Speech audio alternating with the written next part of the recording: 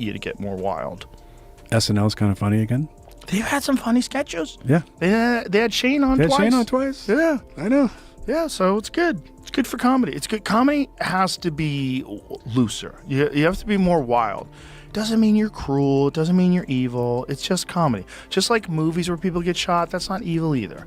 Okay? It's like comedy is funnier when it says fucked up things. It just is. Always has been. Yeah, back from Richard Pryor and Lenny Bruce and Sam Kinison and Bill Hicks and everybody else and Eddie Murphy. It's always been the wildest shit is what's funny. Recently, Joe Rogan and Bill Maher teamed up to take direct aim at Hollywood. For years, Tinseltown has been pushing endless woke messaging, mocking parents and turning men into punchlines.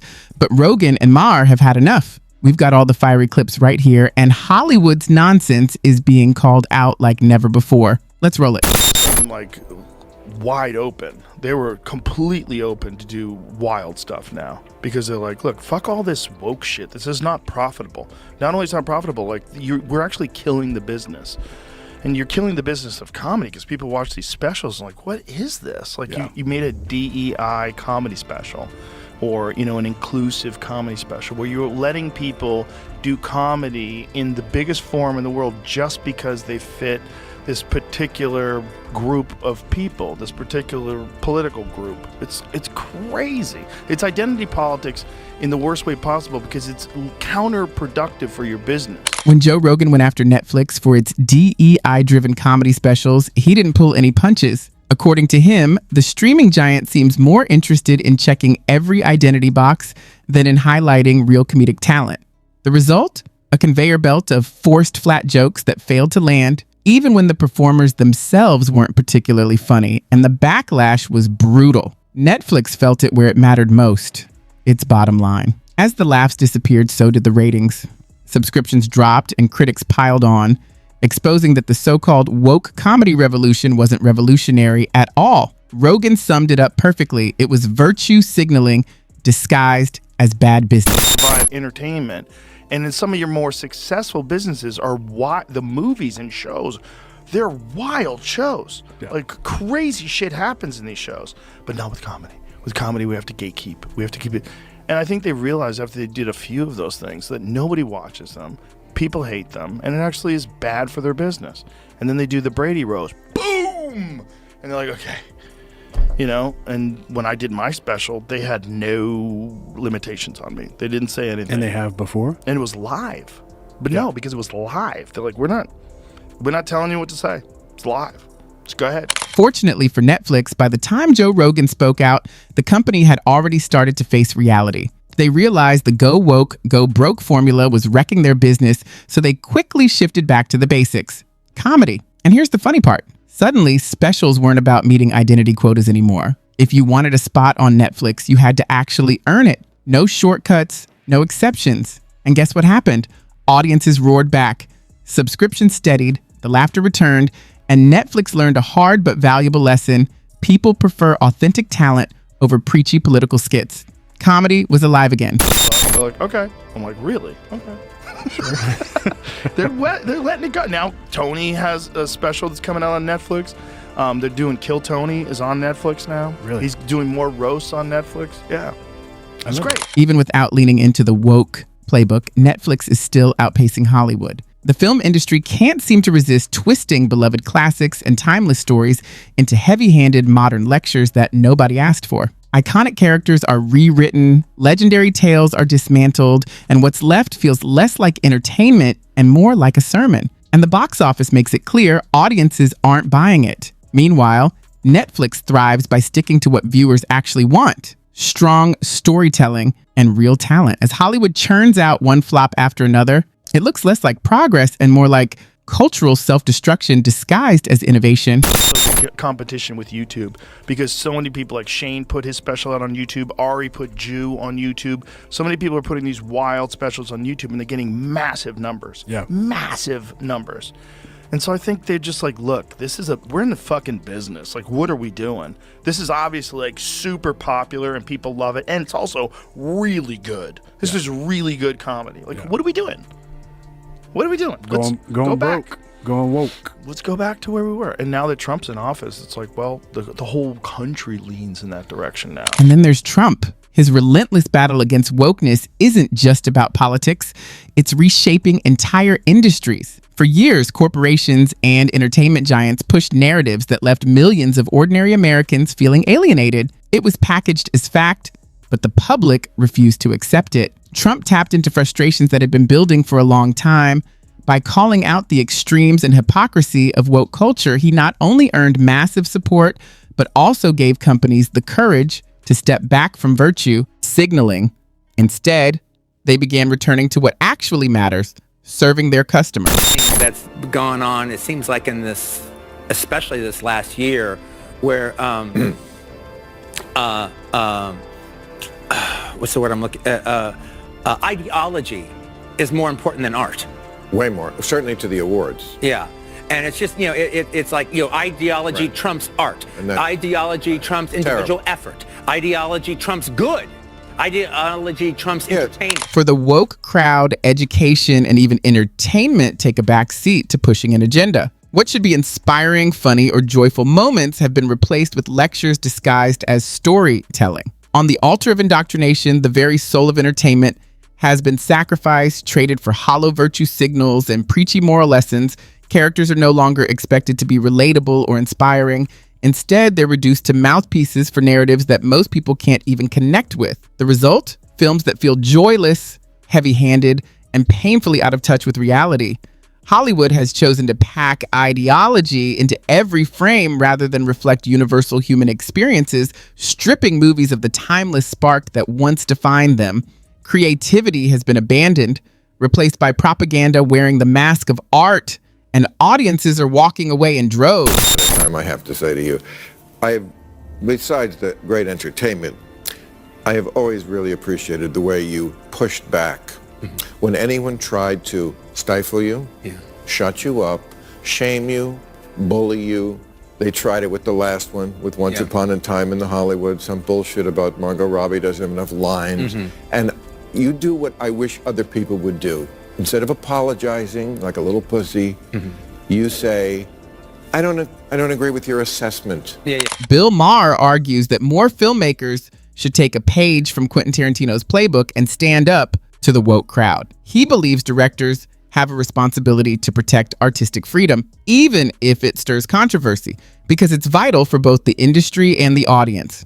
Unfortunately, not everyone has Tarantino's resilience. Too often, we see talented filmmakers stumble, issue endless apologies, or even cut powerful scenes from their movies just to appease critics who were never going to be satisfied anyway. Maher says this constant surrender weakens the films themselves and erodes the art of storytelling. Wild. SNL's kind of funny again. They had some funny sketches. Yeah. They had Shane on They twice. had Shane on twice. Yeah. I know. Yeah, so it's good. It's good for comedy. It's good. Comedy has to be looser. You have to be more wild. Doesn't mean you're cruel. It doesn't mean you're evil. It's just comedy. Just like movies where people get shot, that's not evil either. Okay? It's like comedy is funnier when it says fucked up things. It just is. Always has joke. been. Yeah, back from Richard Pryor and Lenny Bruce and Sam Kinison and Bill Hicks and everybody else and Eddie Murphy. It's always been the wildest shit is what's funny. Joe Rogan has a point. Comedy has always thrived by poking at the untouchable, stretching boundaries, and voicing what many whisper but never dare to say. That raw honesty is what gives it power. It lets us laugh at life's absurdities while nudging society to see things from new angles. But the spark fades the moment comedians are told what's allowed.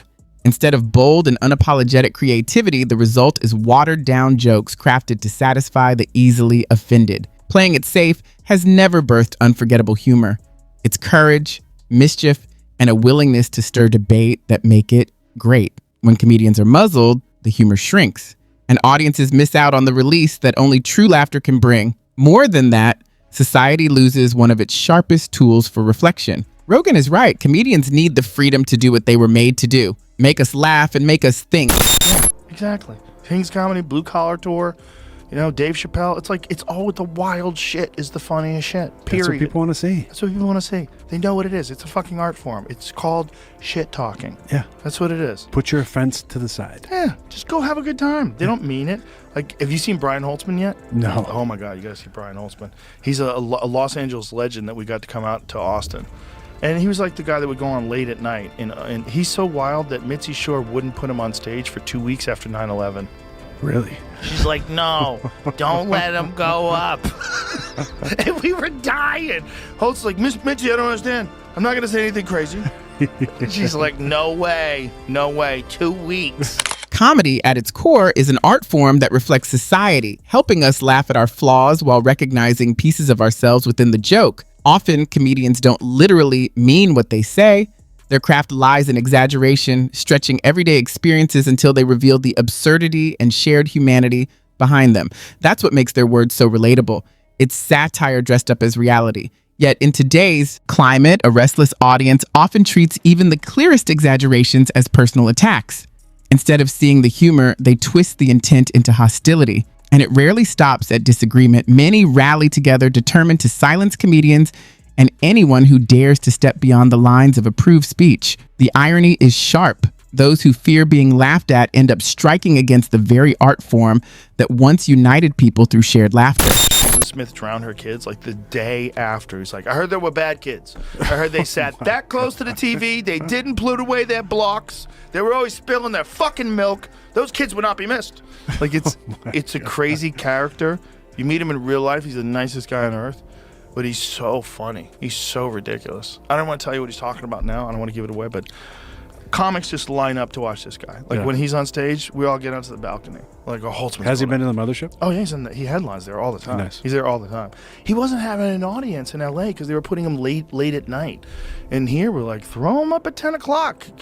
Let him headline. Yeah. Give him 40 minutes, man. Let him go off. During President Biden's time in office, several comedians accused of crossing the line found themselves banned or pushed aside. One case involved Amber Ruffin, whose sharp political remarks, viewed by some as overly biased, cost her the role of hosting the White House Correspondents' Dinner. Another case saw Michael Rappaport claim that after voicing his support for Israel, venues began canceling his shows following public backlash. Yeah.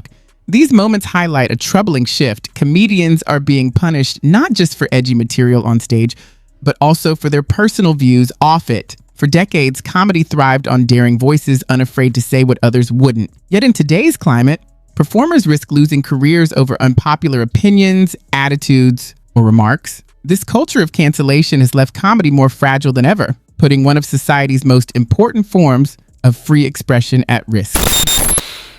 Movies haven't caught up, though. No, but have you seen... I'm not saying we got to go make Tropic Thunder multiple times. Have you seen Segura's new Netflix series? No. Oh my God. Is it? It's so crazy. Yeah. It's so crazy. It's What is called it? Bad Thoughts. Okay. It's these short sketches, these short films, essentially. They're all like short, like 5-10 minute films. Yeah. And there's just a bunch of them, and they're fucking ridiculous, like so outrageous and so crazy that you're watching like, no, oh my God, what the fuck, dude?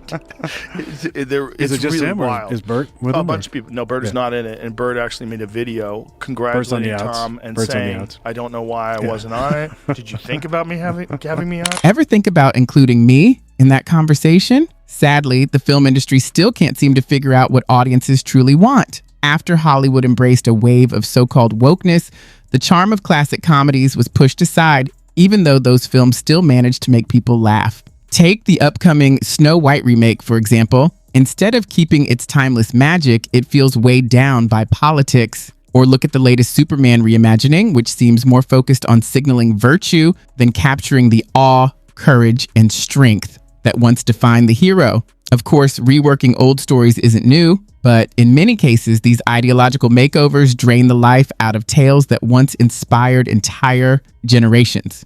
Instead of delivering entertainment, they come across like stiff lectures, and longtime fans feel pushed away. It seems Hollywood has forgotten the simplest rule. People go to the movies to escape, not to be preached at. And because of that, more and more viewers are walking away. I was answering to Tom Rothman, the head of Columbia Pictures. And so it wasn't the committee, it was him. So when we had an issue, we talked about it and whatever. And, but I want to be a good partner, so I'm listening to him, but I'm not going to, stab my move in the balls. Was there some stuff in that movie that he thought was not appropriate or not too dangerous? More like he would wince at stuff. He goes, Quentin, they're going to go after you for this. Well, that's okay. I can handle it. I'm trying to help you, man.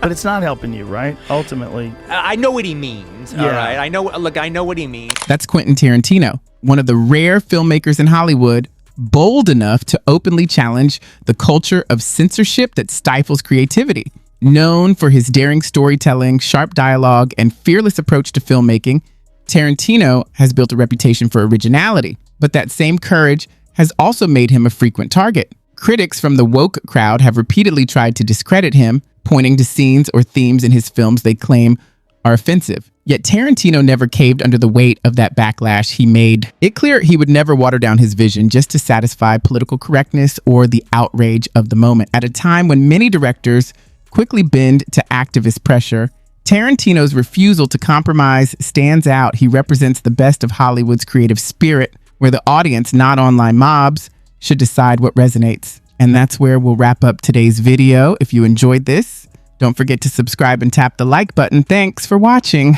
and I'll catch you in the next one.